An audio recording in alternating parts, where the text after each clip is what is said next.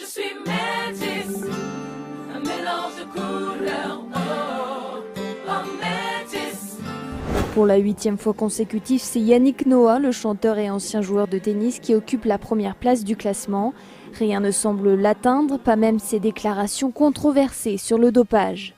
Et malgré ses positions politiques, il est en tête aussi bien chez les Français de gauche que de droite. Juste derrière, c'est Zinedine Zidane qui occupe toujours la 2e place. Les politiques font pâle figure en cette année présidentielle. La seule à se distinguer, c'est Simone Veil qui occupe la 4e place.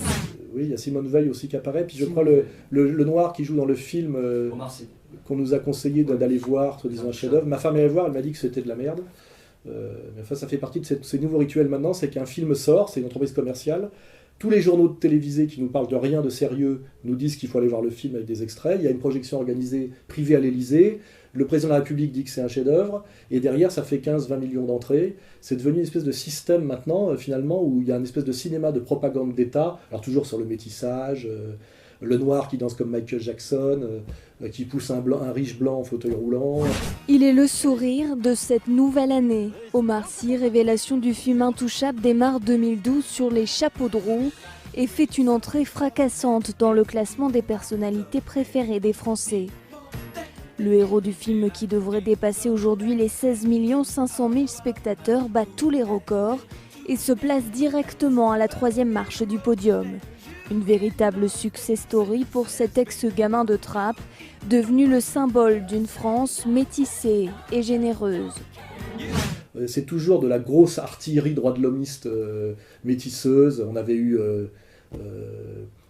je crois, les ch'tis dans le même genre, produit toujours par des membres de la communauté organisée, voilà, ou des convertis même pour Danny Boone, qui était mal né, mais il a fait des efforts, il s'est converti.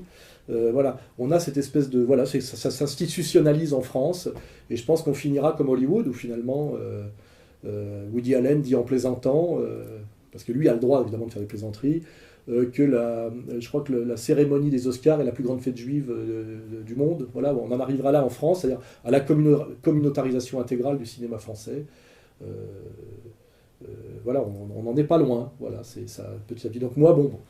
Mais pour revenir au sujet, effectivement, alors on nous dit voilà les personnes préférées des Français. Alors c'est une arnaque évidemment ce truc-là qu'il faut dénoncer. On l'a mis sur le site, mais on le ressortira. Il faut savoir qu'en réalité, l'IFOP, je crois, qui a fait le sondage, je ne sais pas si c'est l'IFOP, dont le patron d'ailleurs est encore un catholique de souche, propose à 1000 personnes. Bon, on m'a jamais consulté, toi non plus, je suppose, personne, Dieudonné non plus, personne, quoi. Mais bon, 1000 personnes représentatives de la représentation. On leur donne une liste de 50 noms, et ils doivent les classer dans l'ordre qu'ils veulent. Alors évidemment, dans ces 50 noms, il n'y a pas Alain Soral, il n'y a pas Dieudonné, il n'y a pas Jean-Marie Le Pen. Bon, il y a des vivants, de toute façon, il n'y aurait sûrement pas eu Adolf Hitler, mais voilà, il y a que, effectivement, des Français issus de la diversité, des sportifs, des guignols du show business, des hommes politiques qui ont donné qui ont fait acte de soumission intégrale au système. Simone Veil, évidemment, l'académicienne pour son œuvre immense. Voilà. Et ce qui est marrant, c'est qu'on dit voilà les personnages préférés des Français. C'est une escroquerie totale, parce que finalement, s'il y avait moi, Dieudonné et Jean-Marie Le Pen dans la liste, par exemple, et même le professeur Florisson, pourquoi pas, même si on était classé 47, 48, 49, 50, on serait dans les personnalités préférées des Français. Donc, une fois de plus, tout ça est de la manipulation et du mensonge, dans le but de vendre aux moutons, aux veaux dont parlait de Gaulle, aux veaux français, le fait que les Français préfèrent Yannick Noah, Zidane, Mimi Mati, Simone Veil, et pour retrouver le premier Français, il faudrait être vers la 10e place, peut-être un Laurent Gérard, je ne sais pas.